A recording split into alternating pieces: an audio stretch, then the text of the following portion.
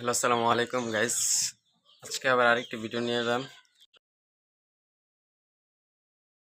মোটামুটি পড়তে বসলাম, পরে মনে হলো যে আমার বাগানটা দেখতে হবে, আর বাগানের কি অবস্থা এটা আমি একটু দেখবো। আজকে আমি আপনাদের সাথে শেয়ার করব যে আমার বাগানের পরিস্থিতিটা কীরকম, কি কি গাছ লাগানো হয়েছে বা কীরকম দেখতে আমার বাগানটা।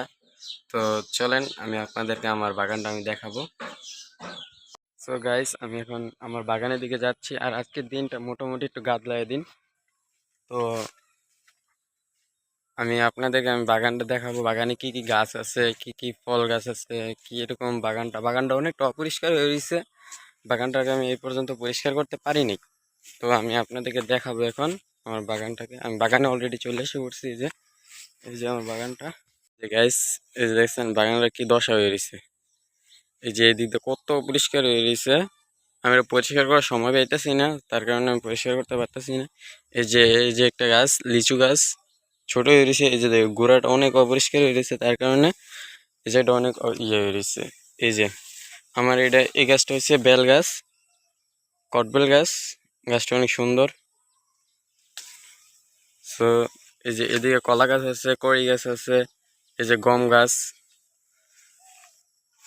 এদিকটা বাগানটা মোটামুটি অনেক বড়। কলা গাছ, অনেকগুলা কলা গাছ আছে।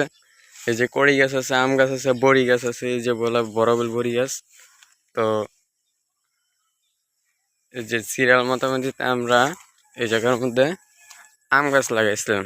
আম গাছটি এখনো বড় হয় নাই, বেশি বড় হয় নাই। এই যে এদিকে কলা গাছ আছে, এই যে দেখেন কলা গাছে কলা আসছে। এই যে দেখেন কলা আসছে এই জায়গায়, সুন্দর ভালো বড় বড় কলা আসছে। আশা করি বেশি দিন লাগবে না, এগুলো পাইকে যাবে ইনশাল্লাহ। তো এদিকে ইয়ে আছে। আর আমি আপনাদেরকে আরেকটা কলা গাছে ভালো পরিমাণে একটা কলা ধরছে, অনেক সুন্দর বড়। এই যে বড়বেল যে দেখতেছেন, এই যে বড়বেল কলা গাছে ভালো পরিমাণে কলা ধরছে। এই যে দেখছেন, এটা তো ধরছে কলা। আর এই যে দেখেন এই জায়গাটা কি দশা হয়ে গেছে, অনেক অপরিষ্কার হয়ে গেছে জায়গাটা। বড় বড় গাছ হয়ে গেছে। কিছুদিন আগে ওষুধ দিছিলাম, ওষুধে কোনো এফেক্ট পড়ে নাই, গাছটিতে কিছু হয় নাই। তো এই যে কড়ি গাছ আছে, এই সাইডেও আম গাছ আছে। এই যে গাইস, এনে আমি এই জায়গার মধ্যে আলুটি লাগাইছিলাম। পরে আলু অনেক মোটামুটি অনেক ভালো গাছ হচ্ছে, গাছ ফলানো হয়েছে এই জায়গার মধ্যে।